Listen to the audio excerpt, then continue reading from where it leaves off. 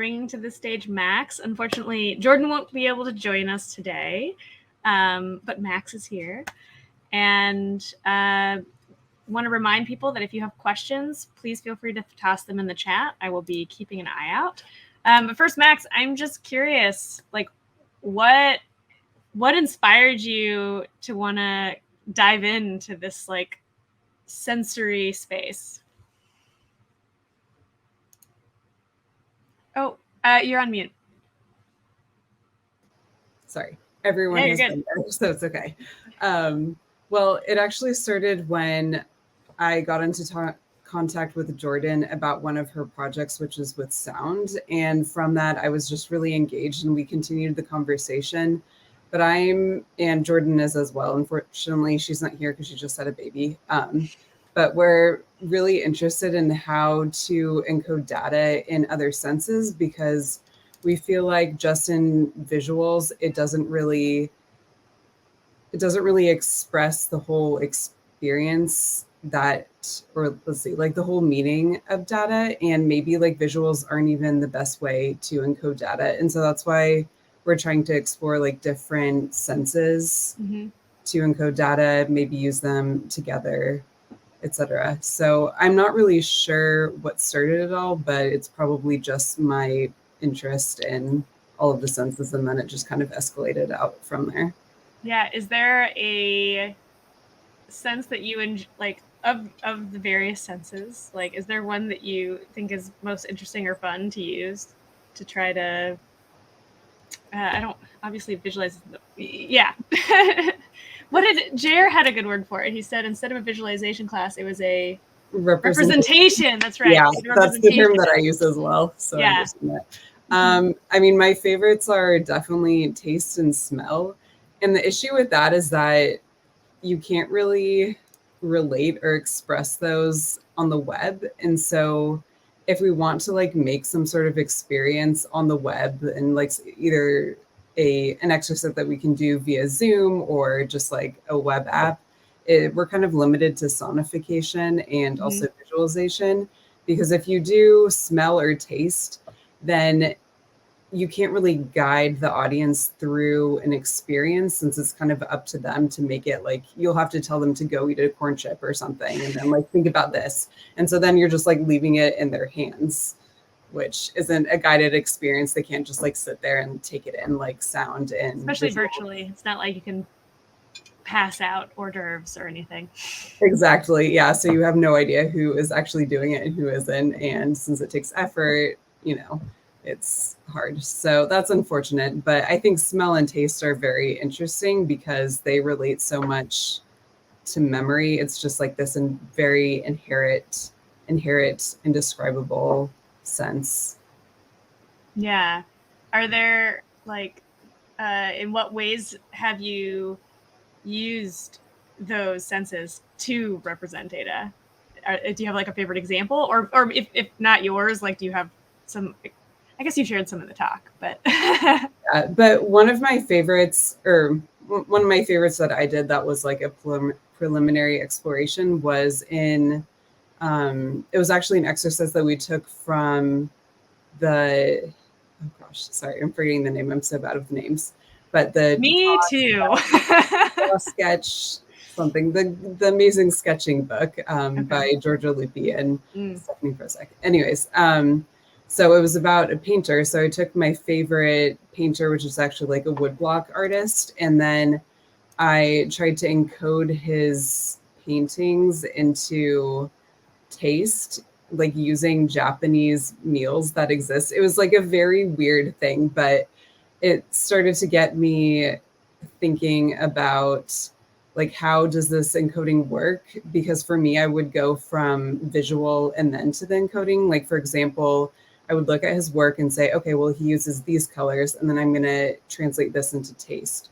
And so it's really interesting to think about, like, how does this encoding go from? Does it go directly from the data into the different sense, or do we kind of link different senses to get to a different one and translate between them? I'm not sure if that made sense, but it was it's like direct versus like I'm thinking of it as like if you take something and you translate it directly to another language versus you take it and you translate it to another language and then translate it to that language. That's how I'm thinking about it.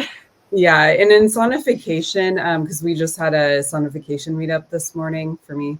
It was morning, but we were talking about how a lot of times people go from visuals to sound, and that can be a little problematic because then you're not really encoding in sound, you're doing it as sort of translation, which doesn't mean that it is best for sound.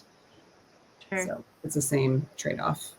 There's an interesting question from Kat Greenbrook. She says, I once met someone with synesthesia. Yeah, people who can taste words. Did you learn much about this in your project journey? That is such a great question. We didn't, because unfortunately, I think that everybody has a little bit of synesthesia, but neither does Jordan have a ton of it, but I'm currently kind of like deep in learning about synesthesia to see if there are similar encodings that come up. Like I've read that people who play, I'm not going to be able to quote this correctly, but for people who see music in colors, I think it might have been the C major chord, but some sort of major chord that is often viewed in gold.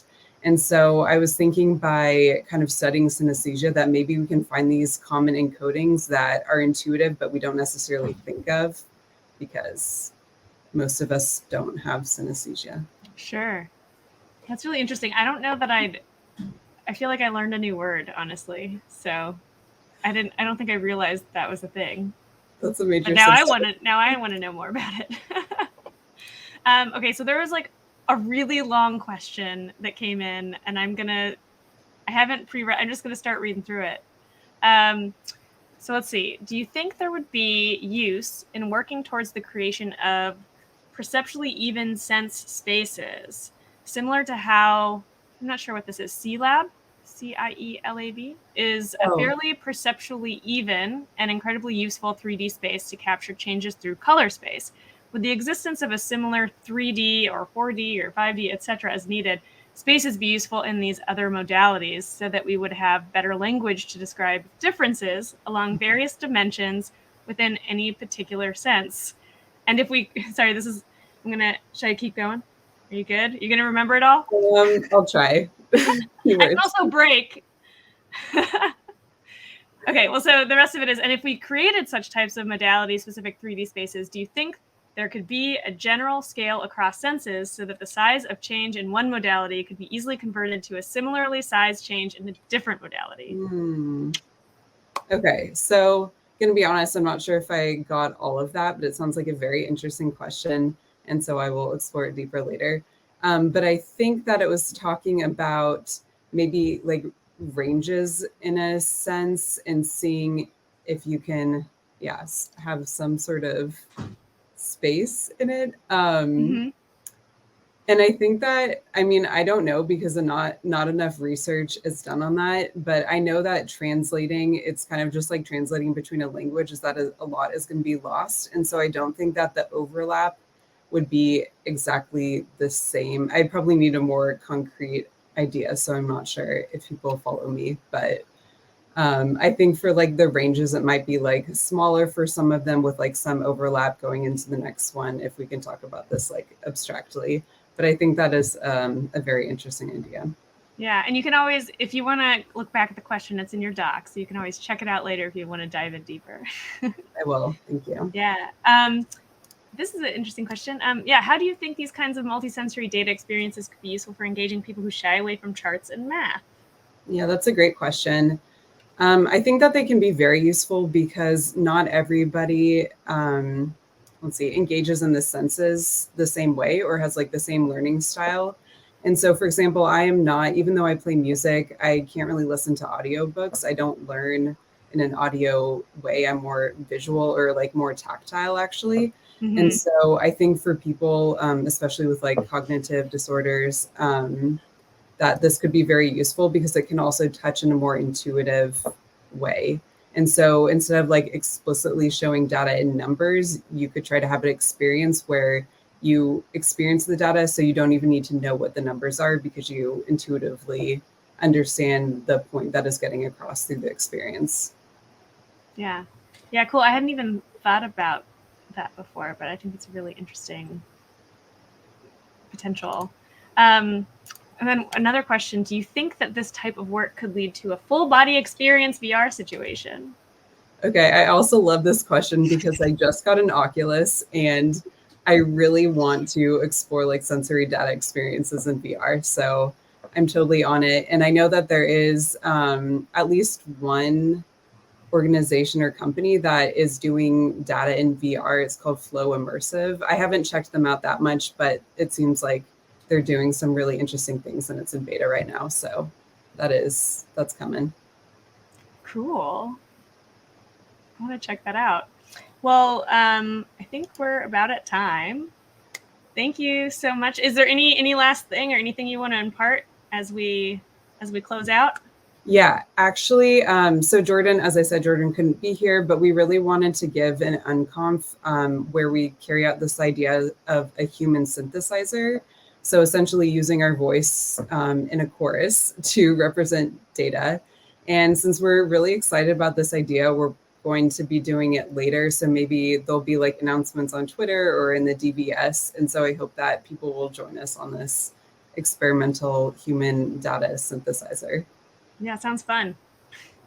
Cool. Well, thank you so much, Max, for the fantastic talk and for the Q&A. And perhaps I'll see you in the last Unconf. Sounds good. Thanks. Cool. Bye.